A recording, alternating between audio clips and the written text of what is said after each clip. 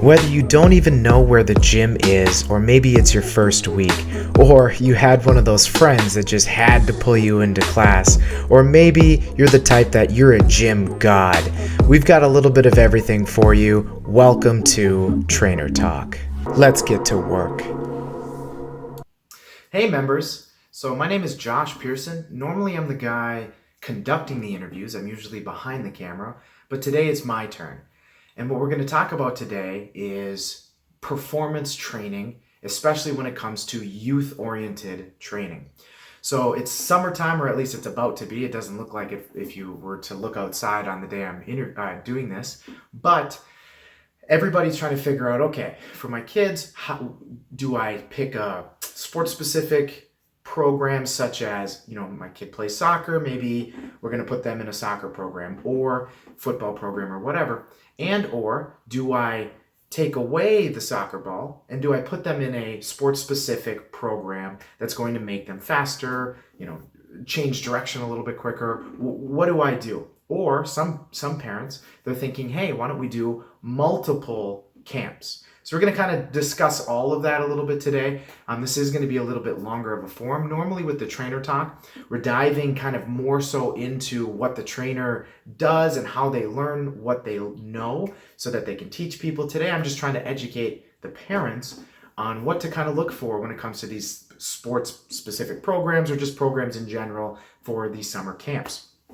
So the first thing I want to say is when it comes to your youth, you got to also keep in mind that every camp that they do, every workout that they do, it's going to fatigue them somewhat, right? They just got done with school. They're already kind of tired. They're looking forward to the summer, and they still need to do some of that summer type fun activities. But it's game time. We have the best 3-month period to make sure that your kid, whether they have a sport in the fall or winter or whatever, that we're preparing them for that sport. So oftentimes I get hit from parents if, let's say, they come home from a day and they're not totally exhausted from their workout. What I will say to that is it is okay for us to have some hard days, some light days, which is actually very appropriate. We'll talk more about a structured sport-specific program in a second, but it's okay for your kid, your daughter, your son, whatever, to come home and they're not completely wiped out, especially if they have a game or something like that, right? So it's also okay, and some parents see this differently, it is okay for your kid to be tired in the morning. It's okay for your kid to want to sleep in, especially if they're 14, 15, 16, just going through the change, puberty. They're going to need more sleep than typical adults. Plus, most likely your kid is going to be staying up past 10, 11, midnight, somewhere around there before they actually go to bed. It's okay for them to sleep in, especially when we're throwing a soccer camp at them, a sport-specific camp like our Spark Sport or whatever at them. They need time to rest as well. So let's talk about sports-specific training and what the difference is. So we have soccer camps where they're going to do soccer drills. Maybe they're doing ball handling skills, shooting drills, passing drills, things like that. Football drills, maybe they're running routes, maybe they're catching. Baseball, they're pitching. Softball, they're hitting. Whatever. They have very specific to that sport training. When I talk sports-specific training, and a lot of personal trainers, when they talk this, or gyms talk this, what we're talking about is taking away that ball or that puck or whatever it is, taking it away and just improving your kids' natural athletic ability. Okay, so there is a difference. So let's talk football. A lot of people are aware that when it comes to football, especially at the NFL level, there's this thing, it's a multiple testing day type, multiple days. It's called the NFL Combine, which new people that are trying to try out for the NFL, they go through all these drills, all these skills, all these things. Part of that is the 40-yard dash, the 40-yard sprint, whatever, your 40 time, as a lot of people will refer to it as. So when talking the 40-yard dash, this is a check on how fast they can speed up and what their top end speed, for the most part, what their top end speed is in that 40 yards. Now that's great when it comes to, let's say, football, and we need to know, hey, at the top end speed, this is what we've got. And what a lot of sports specific programs will lean on is that one element. How fast can I make your kid? And if your kid is typically slower, you may want to sign him or her up for a program that they specialize in just speeding you up. Now, other drills such as like vertical jump, that's us being able to see, okay, how much power can your kid put into the floor in a very quick, rapid rate, and how high can they jump? That tells us power, that tells us their rate of force production. Great. Some programs, all they care about is making your kid jump higher. Other programs will also do just strength, right? So they're going to possibly try to put some size on your kid. That's great. And their philosophy is, hey, if we make a bigger kid in the off season, we can kind of pass them along to their coach when the in-season happens, and it's their coach's job to make them faster, make them jump higher. We're just going to give them a bigger base and, just stick them strictly in the gym. Now, there's problems with all of that philosophy of just having very specialized programs, which oftentimes gyms do. They'll say, oh, it's really easy to just do strength training. Obviously, that's going to work. It does, but we need to make sure that that training is also coupled with other things to make sure your kid isn't just big, right? So we'll go back to the 40 time for a second. In a controlled, perfect, no stress environment, the NFL Combine checks how fast your top end speed is. But there's a reason they check so many other things, because just your top end speed in a perfect closed course, you don't have to worry about, somebody tackling you from the side. You don't have to worry about cutting or changing direction. It's just an all-out speed test. That's great for a little thing. But when it comes to soccer, football, any sport where you're forward, back, side to side, this way, that way, oftentimes you don't actually get up to that full speed.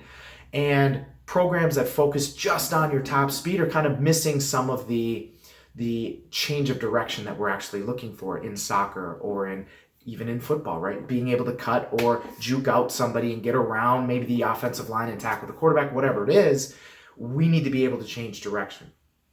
Then there are some programs, like I said, all they care about is improving your overall strength in the gym. Okay, just because you get stronger in the gym doesn't mean you're going to become a better football, baseball, softball, whatever. You're not going to become a better player just automatically just because you have a bigger squat, a bigger deadlift, a bigger bench, because there's a lot that goes into it. So why are we doing this squat?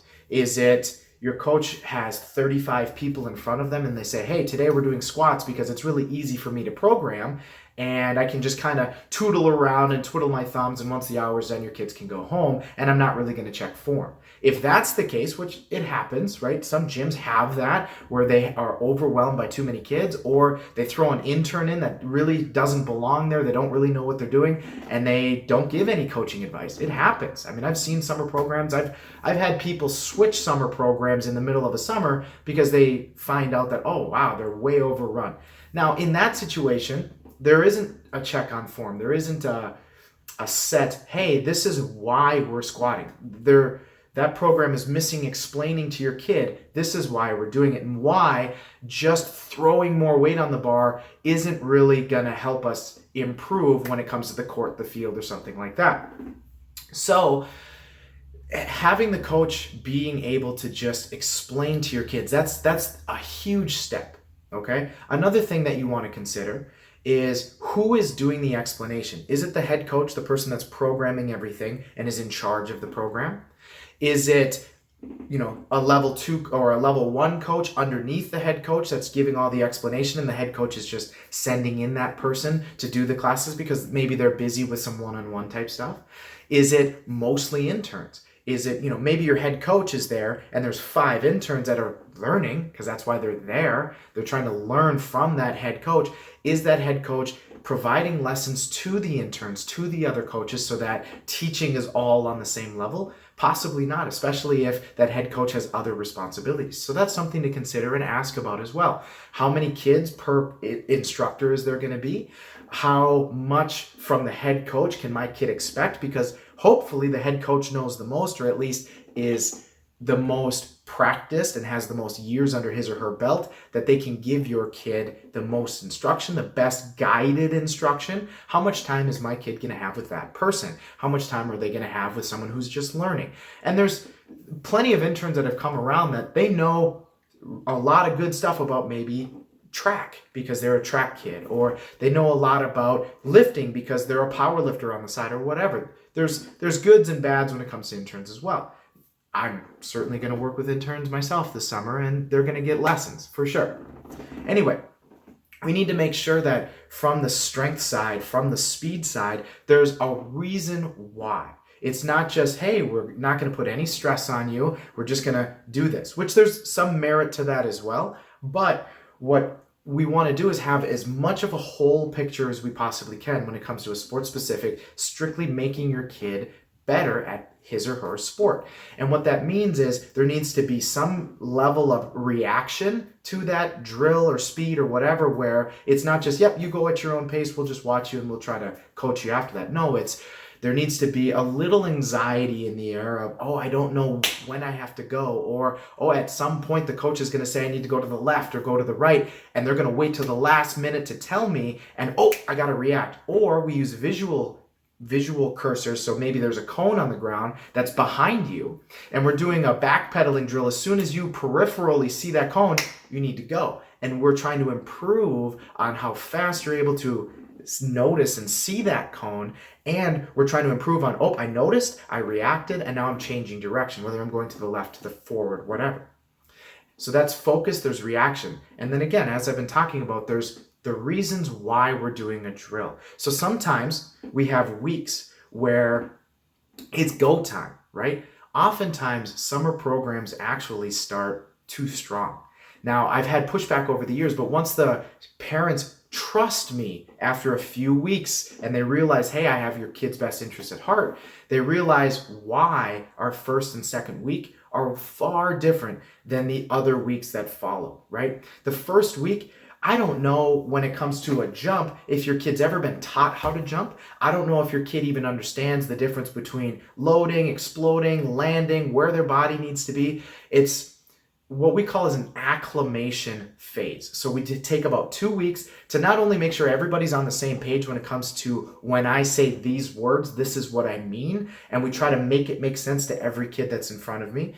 But also, we want to make sure that everybody understands when it comes to a jump, this is what we expect. When it comes to a hop, this is what we expect. When it comes to a cut or a change of direction or a crossover, whatever, this is what we expect. So in those first 2 weeks, we keep the volume moderate. So it's not easy. We keep it moderate because, first of all, they might have had the entire spring off. Maybe they didn't have a spring sport. And we need to acclimate them to working out 3 or 4 times a week, depending upon the program they're signed up for, to make sure that their muscles can handle it, their joints can handle it, their cardio can handle it.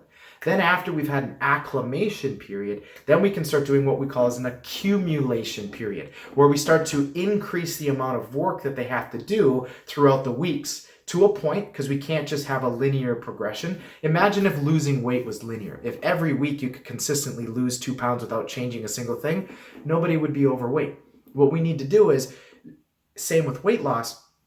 With weight loss, you lose a few pounds for a while every week, then maybe you plateau or even gain a little bit, which can be appropriate if you're doing it on purpose, so that your body isn't constantly in this state of losing weight. Just like we can't expect your kid to be constantly in a state of just continually ramping it up and trying to kill your kid and beat them down. And a lot of programs do that. They think all they need to do is make your kid tired, you'll be happy. No, I want to make your kid faster, react better. It's not just about being tired. Instead of doing 15 sets of the same drill, hey, that's making him or her tired, let's kick it back to whatever's appropriate for them.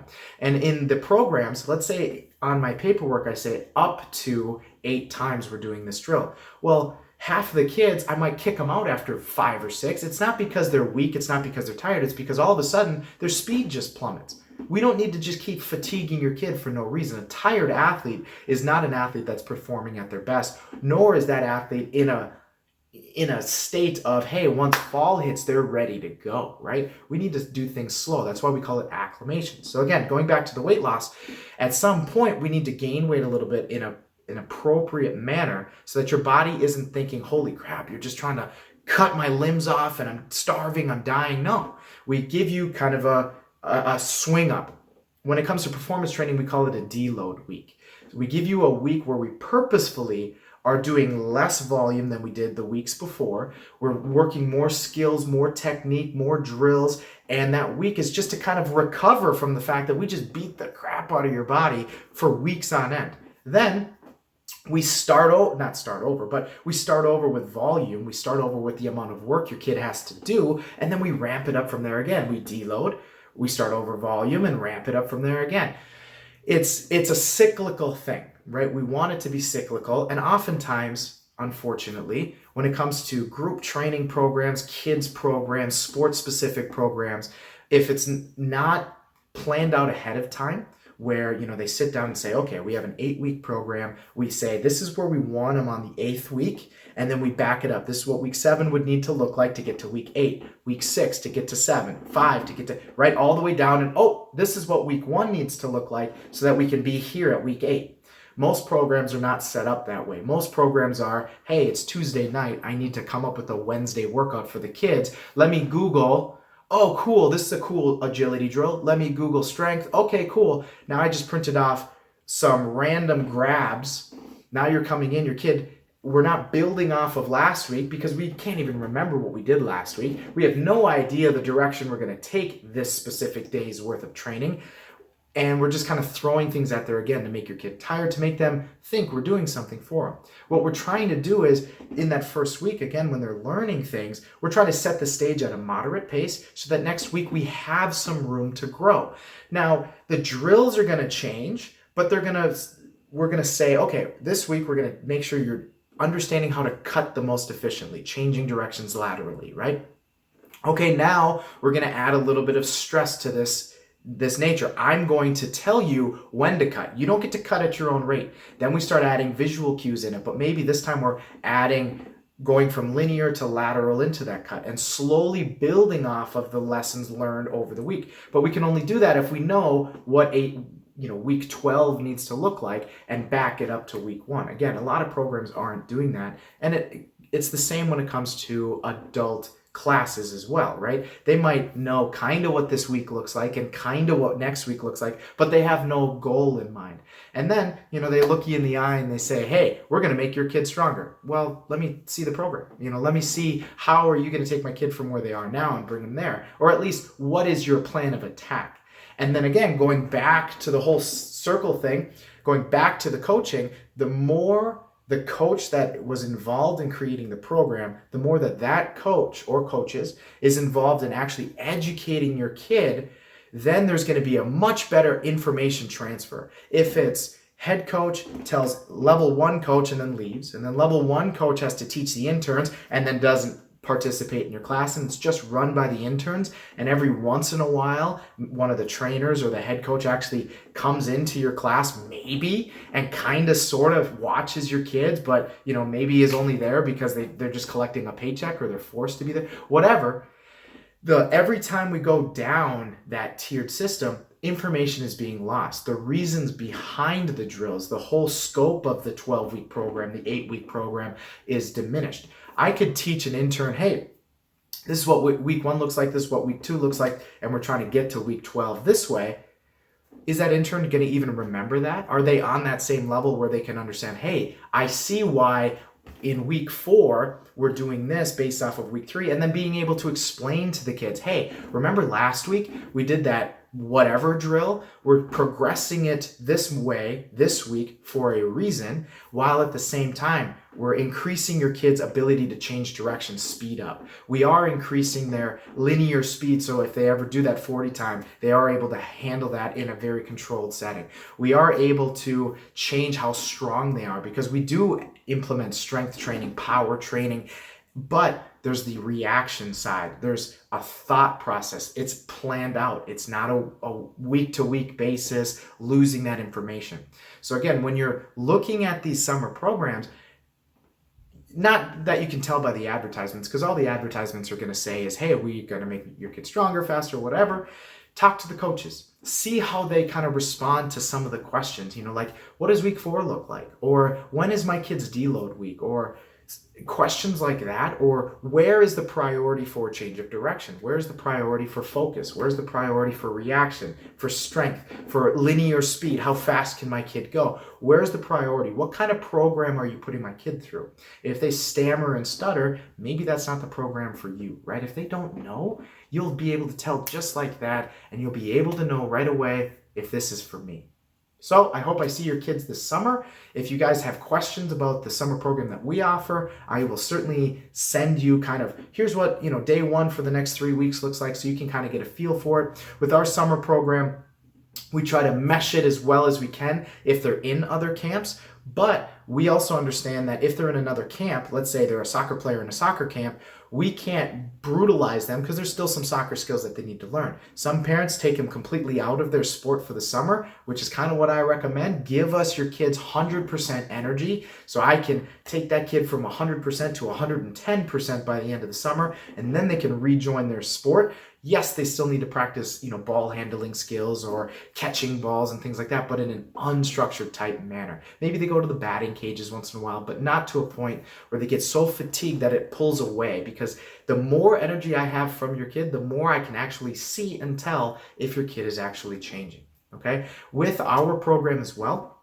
so we're taking the week of 4th of July off, but for some of the parents that sign up for the entire sport program, we're giving you a week's worth of homework. It's a moderate deload week because some kids are totally taking the week off, and we're also ramping up pretty high the week before. But it's 4 workouts that they can do on their own. They'll understand how to do it all. There's no equipment, maybe some cones needed. And again, they'll learn how to warm up. They'll learn what is the difference between doing a stress-free drill where it's just, hey, I'm just going to time you, go, and actually having to react. And as the weeks go, they'll see the build up and how, oh wow, from week 1 to week 6 is very different, but we're doing similar things. We want your kid to understand the whys and the hows behind the drills and not just get them tired. So if you want more information, just let me know. You can call us at the gym. You can email me at spark@stayfitnow.com. We're enrolling now. I hope to see your kid there.